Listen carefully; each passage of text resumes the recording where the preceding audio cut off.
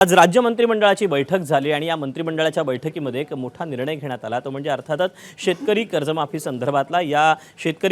संदर्भातला जो दुसरा हप्ता आहे तो आता शेतकऱ्यांच्या खात्यामध्ये वितरित करण्यात आलेला आहे।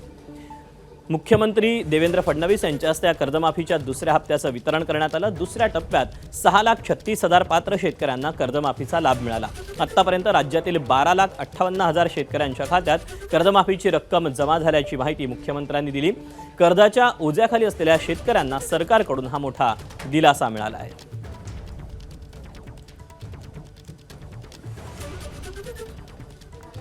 तेव्हा मंत्रिमंडळ बैठकीतून मुख्यमंत्र्यांकडून कर्जमाफीचा हप्ता हा वितरित करण्यात आलेला आहे। जवळपास 6,36,000 पात्र लाभार्थ्यांना याचा लाभ मिळालेला आहे।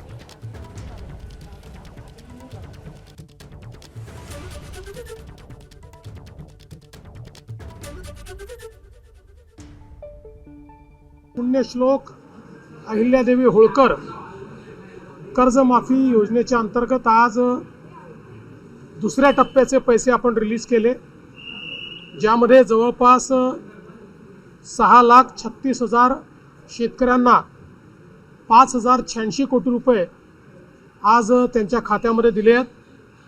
2 टप्पे मिळून 12,56,000 शेतकऱ्यांना आता कर्जमाफी मिळाली आहे आणि 10,115 कोटी रुपये हे शेतकऱ्यांच्या खात्यामध्ये गेले आहेत। जवळपास 6 लाख शेतकऱ्यांना फायदा होईल, 5,000 कोटी रुपये। यापूर्वी देखील 6 लाखापेक्षा जास्त शेतकऱ्यांना त्याचा फायदा झाला आहे। आतापर्यंत 10,000 कोटी रुपये शेतकऱ्यांच्या खात्यामध्ये जमा झालेले आहेत। हे सरकार शेतकऱ्यांचं आहे, शेतकऱ्यांच्या पाठीशी उभं राहणार आहे। त्यामुळे आम्ही जी कर्ज माफीची घोषणा जी केली ती आम्ही टप्प्याटप्प्याने पूर्ण करतोय। आम्ही दिलेला शब्द पाळणारं महायुती सरकार आहे आणि म्हणून आम्ही नेहमीच सांगतो की महाराष्ट्राच्या तिजोरीवर पहिला अधिकार बळीराजाचा आहे आणि म्हणून बळीराजाच्या मागं उभं राहण्याचं काम आमचं सरकार करतं।